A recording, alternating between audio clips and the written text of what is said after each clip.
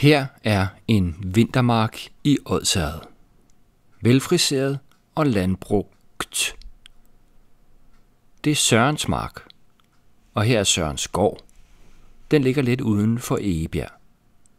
Søren vil gerne se naturen få plads i sit landbrug. Derfor gør han hvad? Han gør ingenting. Det er nemlig indimellem meget nemt at hjælpe vilde planter og dyr. Man skal sådan set bare gøre ingenting.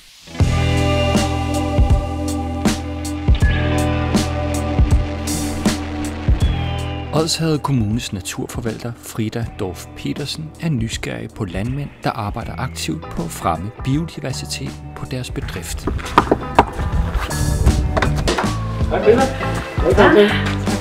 Søren Bøje er landmand i Læstrup på Egebjerghalvøen.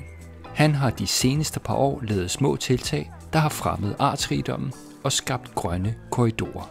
Hvad har du så lavet herude i forhold til biodiversitet? Hvis jeg skal være helt ærlig, har jeg faktisk ikke gjort så meget. Nej. Jeg har ladt mine gamle randzoner ligge, fordi det har jo ikke kostet mig noget. Nej.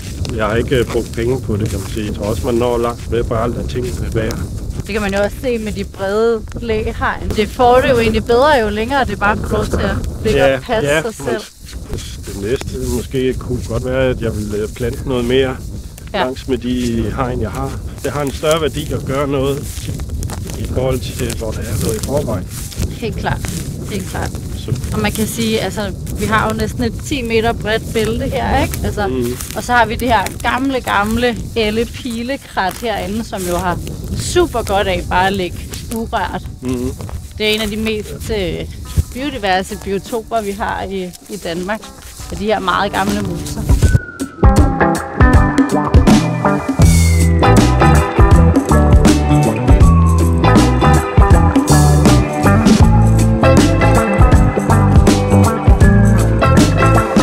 Men Søren gør ikke kun ingenting.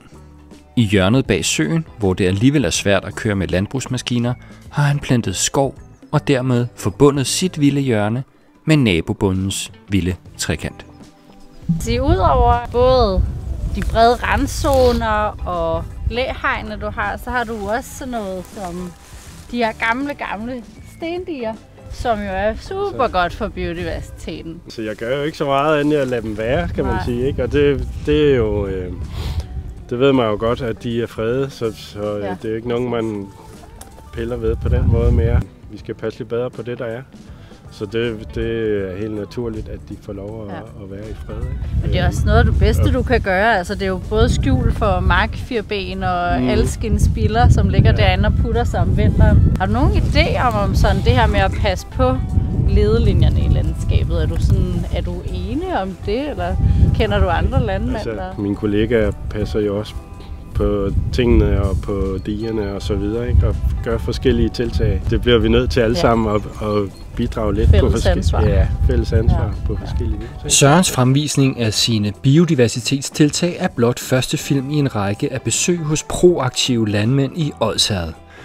Går du som landmand selv med idéer eller planer om mere biodiversitet på dine jorder, så skriv.